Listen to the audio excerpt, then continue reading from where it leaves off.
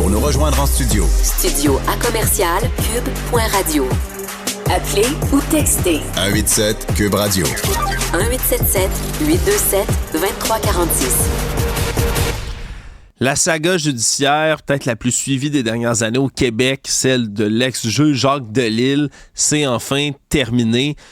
Oui, d'un côté judiciaire, mais terminé tout court avec le décès de M. Delisle lui-même là, très récemment. On revient sur tout ça, sur cette saga, puis tout ce que ça a entraîné autour avec Catherine Lamontagne, qui est journaliste au bureau d'enquête de Québécois, mais surtout qui est une des personnes qui a le plus suivi la saga Delisle. Bonjour Catherine.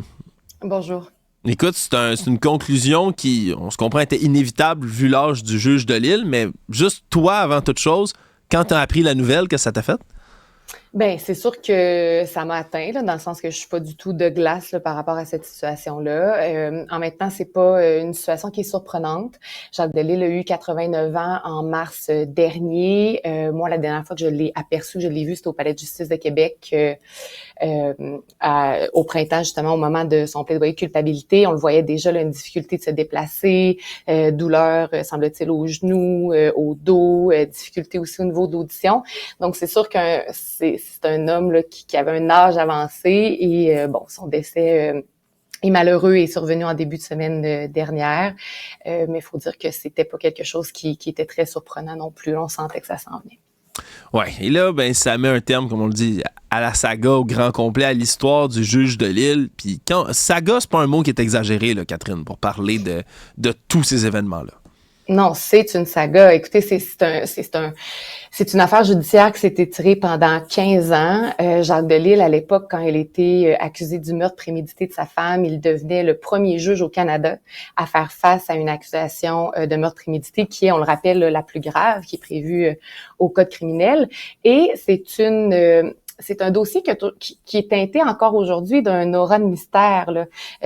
Tu l'as dit, juridiquement parlant, c'est terminé. Monsieur Delisle est maintenant aussi décédé, mais reste qu'on ne sait toujours pas quel est le fin mot de cette histoire-là. Là. On sait toujours pas vraiment ce qui s'est passé le matin du 12 novembre 2009, quand la femme de Jacques Delisle a été retrouvée avec une balle dans la tête dans son domicile de Sillery, parce que les parties ne s'entendent pas encore aujourd'hui sur la trame factuelle des événements.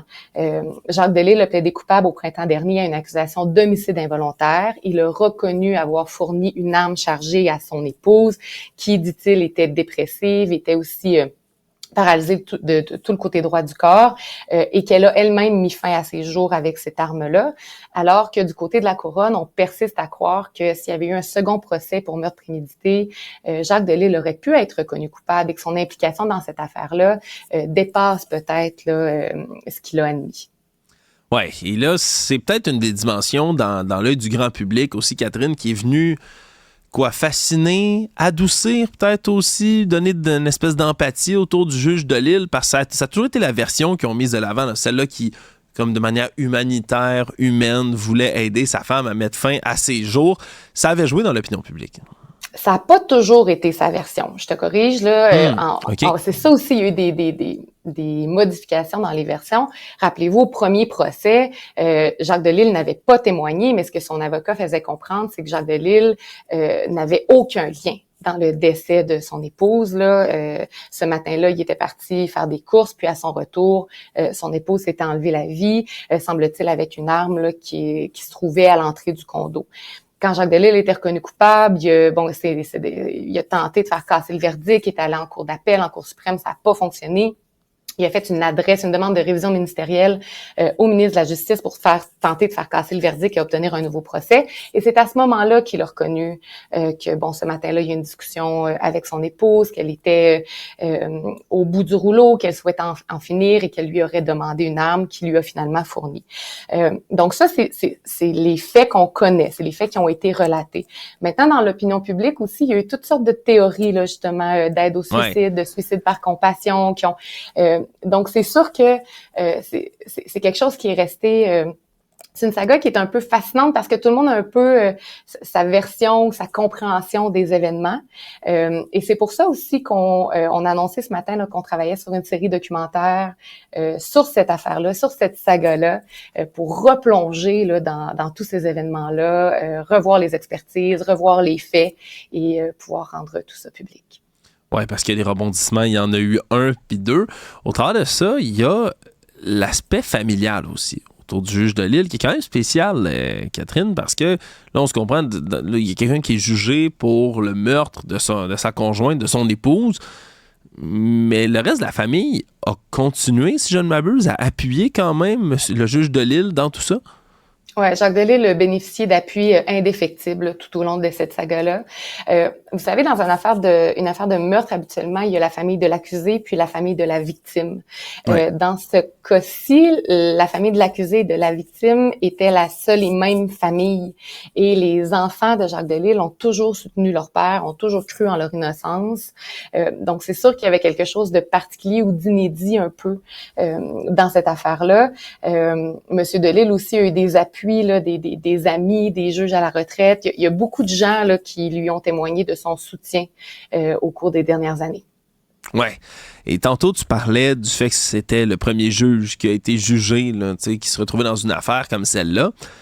Ça aussi, ça a joué quelque part dans l'histoire, Catherine, parce qu'il y a eu beaucoup de spéculations, surtout par la suite, qui se disaient, ouais, est-ce qu'on serait allé aussi loin s'il ne s'agissait pas d'un juge, là? Est-ce qu'on a vraiment voulu, par excès comme de zèle, puis de prudence, puis de vouloir donner l'exemple, est-ce que ça a joué dans l'acharnement, je vais le dire entre gros guillemets, qu'on a mis sur le cas du juge de Lille? Ben, il faut voir si c'est de l'acharnement ou si c'est ce que la justice a un peu à nous offrir, là. C'est drôle parce que d'un côté, il y a des gens qui disent que Jacques Delisle a bénéficié d'un traitement de faveur parce qu'il était juge, et de l'autre côté, il y a des gens qui disent que c'est de l'acharnement parce qu'il était juge. Chose certaine, sa position de magistrat a frappé l'imaginaire peut-être, parce que aujourd'hui, on se rappelle de Jacques Delisle comme de l'homme qui a été accusé du meurtre de sa femme, qui s'est débattu pour prouver son innocence, qui a fait quand même 9 ans de pénitencier pour au final là, en arriver à un règlement, plaider coupable et décéder quelques mois plus tard. Il y a quelque chose aussi de troublant là dans tout ça, et c'est ce que son ami le juge à la retraite Jean-Louis Baudouin confiait à mon collègue Jérémy Bernier dans le Journal de Québec en début de semaine.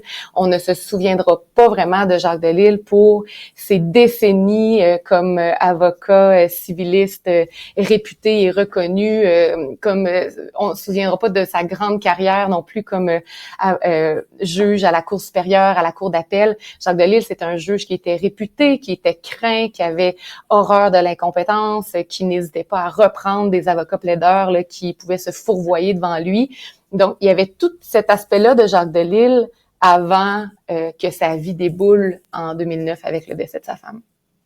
Tu parlais d'un projet documentaire sur lequel vous êtes en train de travailler en ce moment. On va, si tu peux nous en donner quelques détails, là, je ne veux pas divulgacher quoi que ce soit, Catherine, mais est-ce qu'on refait complètement une chronologie des événements? On va interviewer des gens. Qu'est-ce que vous envisagez à ce point-ci?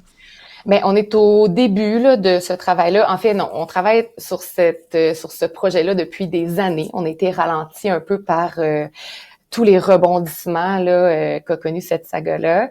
Donc, nous, c'est clair que l'objectif, c'est de replonger dans les faits et de relater cette histoire-là, de creuser aussi et peut-être d'élucider, justement, de dissiper un peu le mystère là, qui entoure cette affaire judiciaire passionnante. Ouais, parce que au final, puis c'est peut-être ça la meilleure conclusion qu'on peut avoir à l'histoire, du moins d'un point de vue narratif, d'un point de vue comme si on voulait écrire une histoire ou un roman.